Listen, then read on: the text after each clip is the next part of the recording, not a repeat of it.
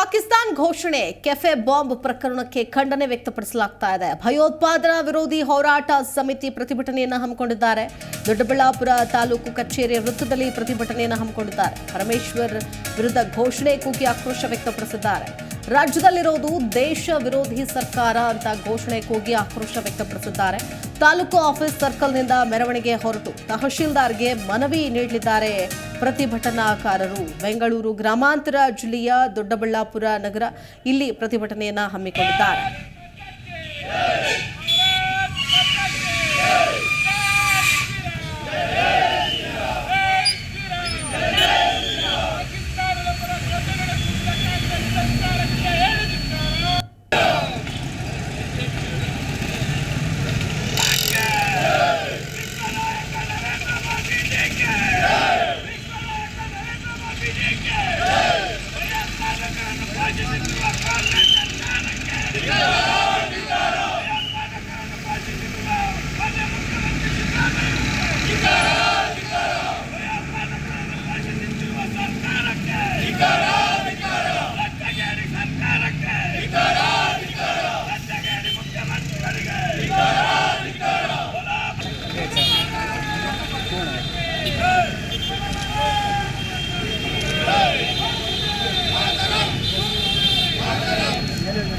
ಭಯೋತ್ಪಾದಕ ಸರ್ಕಾರಕ್ಕೆ ಹೇಳಿ ಧಿಕ್ಕಾರ.